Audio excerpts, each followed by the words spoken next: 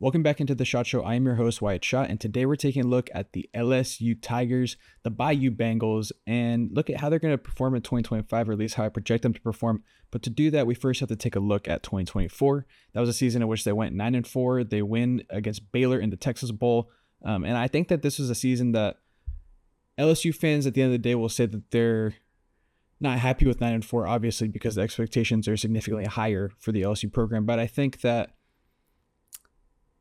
you're cool with 9-4 as long as 2025 pays off big, which is what they're really hoping for. And this is a talented team, and they're prepared to do that. But last year, you have one loss going into Texas A&M, and then you lose that game pretty badly to a backup quarterback that comes in halfway through the game in Marcel Reed.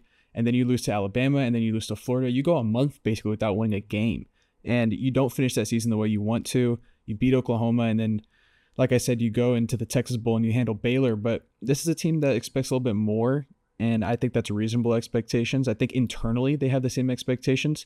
There was a lot of struggles last year, specifically on the defensive side of the ball, which has been a theme in the Brian Kelly era at LSU. Second year under, or excuse me, this was the first year with defensive coordinator Blake Baker. This will be his second year, 2025, and he, as soon as he came in, improved the defense from the get-go. Just baseline defense was significantly better compared to that defense that they had in 2023 with Jaden Daniels at quarterback, where they feel like they wasted his year, that Heisman winning season. They feel like they wasted it with a poor defense. They were 76 in pass defense this year, which is not where you want to be at, a place that has been DBU for a long time, and 76th in the nation in pass defense is not acceptable.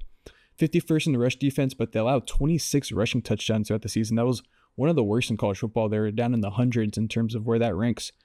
And so this is obviously going to be improved. They brought in some transfer portal talent that they're hoping can improve. One of those guys being Sadir Mitchell, which I think is a guy that can plug and play. His career didn't really work out the way many thought it would at Texas. However, this year it really seems like the defensive line should take a good step.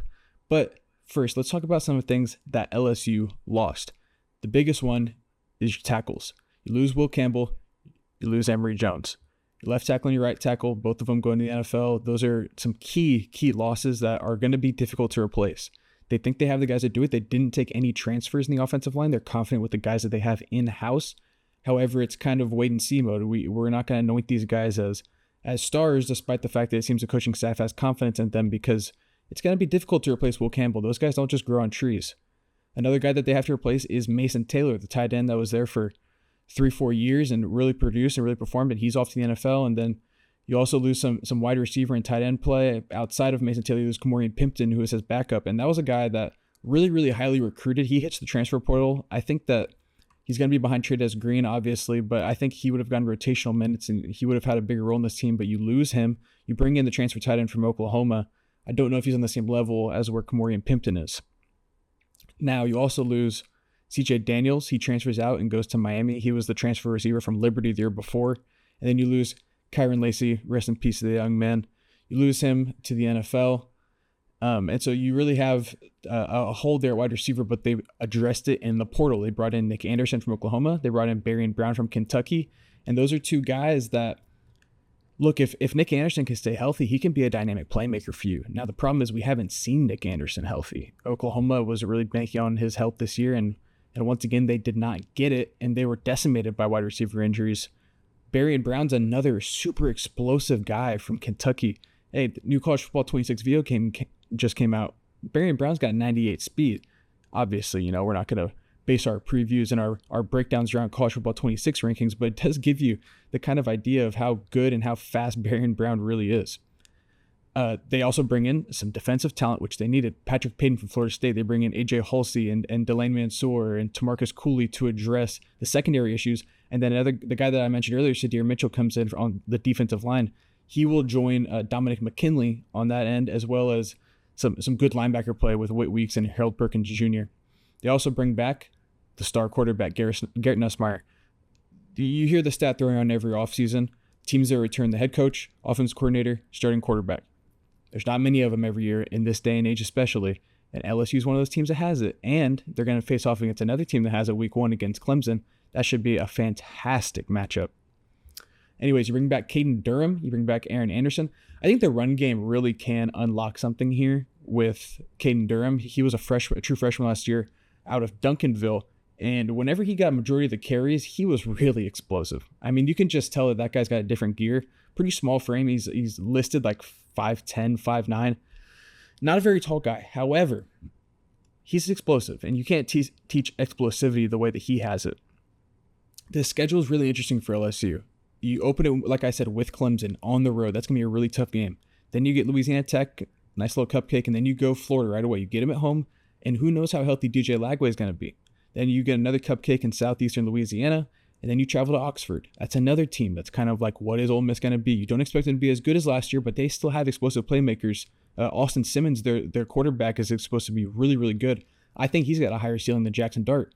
Then you get South Carolina at home. That was a game that you almost lost last year in Death Valley, and quite frankly, you probably should have. There was some questionable officiating down the stretch, whatever. Lenore Sells got hurt. Hey, you won the game. It doesn't matter. You get him again this year. You get him at home. Sorry, that wasn't at Death Valley. That was in South Carolina. This year, you get him at Death Valley. Then you go to Vanderbilt, who knows what they're going to be. I mean, you expect them to be good enough with Diego Pavia and that offensive coordinator still there. Then you go and get Texas A&M at home. That was a game that you lost last year in embarrassing fashion. You're going to look to bounce back against Texas A&M. That's one that you want back. And then you go to Alabama. Alabama's another team that is in the similar boat in LSU in terms of they should be significantly better than what they were last year. You get Arkansas at home. They're not supposed to be anything special. You get Western Kentucky at home, and then you travel to Oklahoma. That at OU game, I got a feeling that's going to have some serious playoff implications on the line. Last game of the season, you travel to Norman. They've completely revamped that team with John Mateer, and they bring in Ben Arbuckle, his offensive coordinator from Washington State. And it's a make or break year for Brent Venables, so you got to expect that OU is going to do everything they can to be competitive. And who knows, either they're competing for a playoff spot or they're competing for Brent Venables' job. Either way, I don't see this LSU-Oklahoma game having low stakes.